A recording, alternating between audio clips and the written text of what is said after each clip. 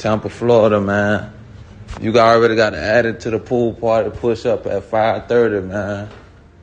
Push up at 5:30, man. We finna get everything right. Push up at 5:30, 6 o'clock, man. It's up. We just got here, bruh.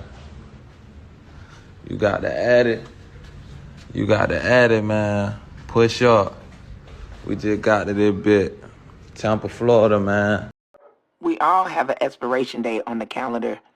You never know when your time will be up. You just hope while on this earth, you make good with the people that are around you and yourself. Investigation. A birthday celebration that took a turn for the worst. Now cars filled with bullet holes are at the center of an investigation to find out why famous rapper Julio Foolio, who just turned 26, was shot dead early this morning. At this point, it's part of the investigation, but it seems that they might have been coming here to the hotel to get a room. After a social media post from Julio Foolio said he and his friends were kicked out of an Airbnb. They found themselves at this Holiday Inn where hotel guests like Jeremiah Claypool had to be escorted to and from their rooms post gunshots. I only heard one. It woke me up, but apparently there were more than that.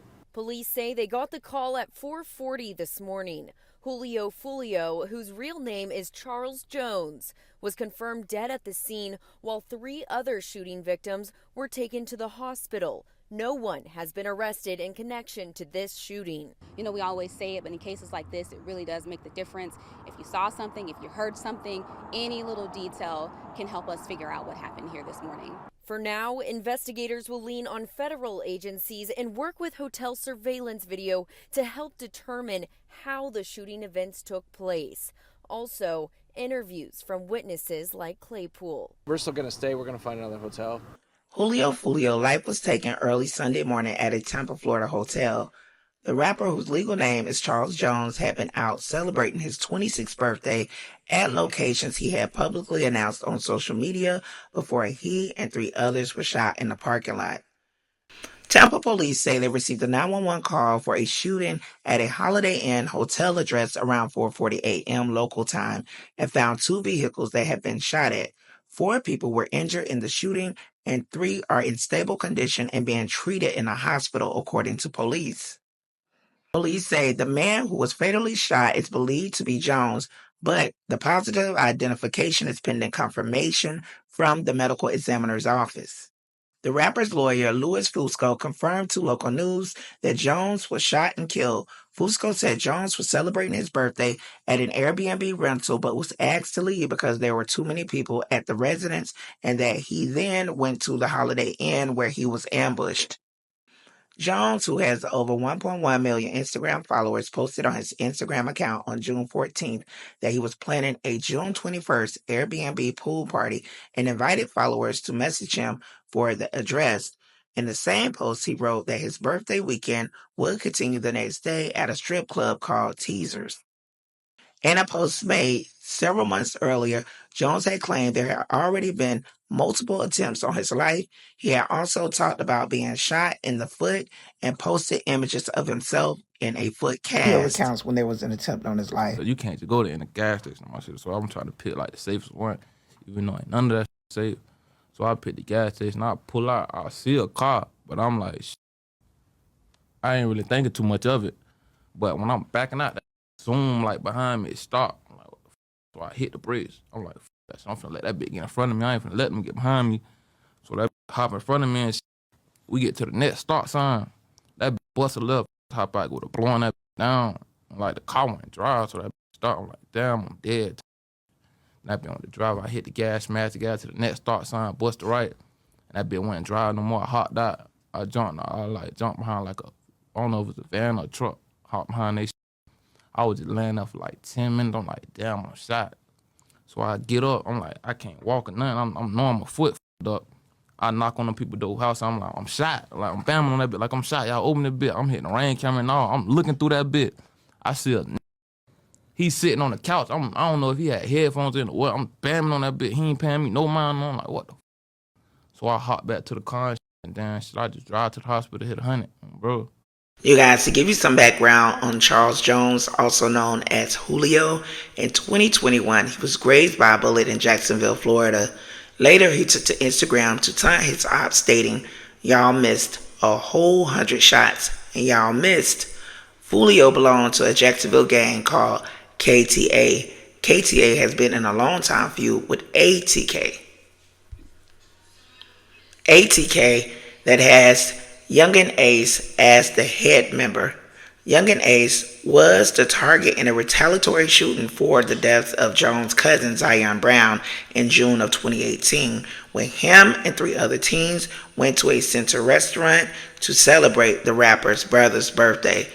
Ace survived after being shot 8 times.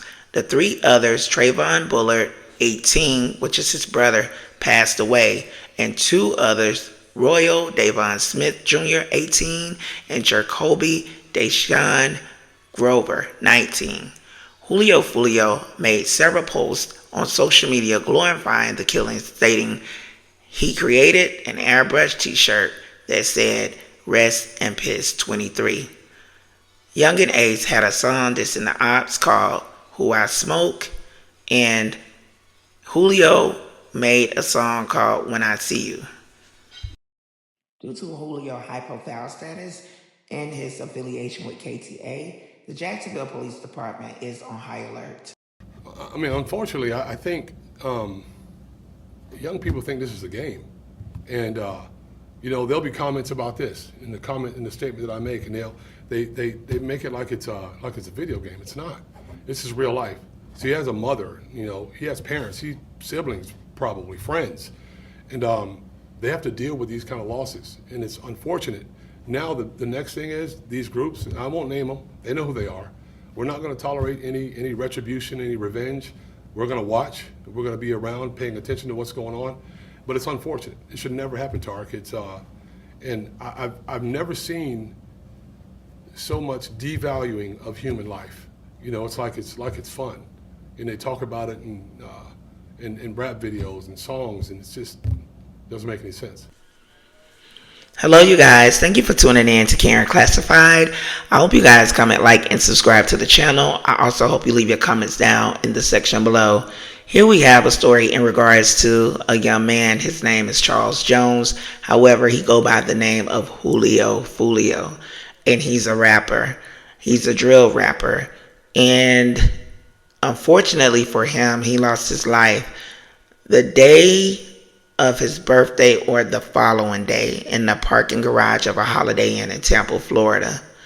This is so sad and just so senseless, you guys. He had a beef going back and forth with a rival gang, and they would taunt one another. He spray painted a shirt and had the guy's name on it, and it said "Rest in Piss." They were going back and forth, doing very insulting things. And sometimes I believe you can do so much or be so deep in that it's hard to come back from it.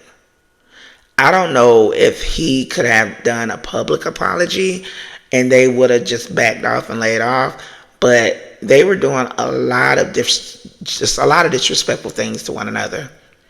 I don't know, you guys. This is just me presenting the information on this case. I began to read into it, and I just I feel like Jacksonville is too small of a city to have this big of a beef going on.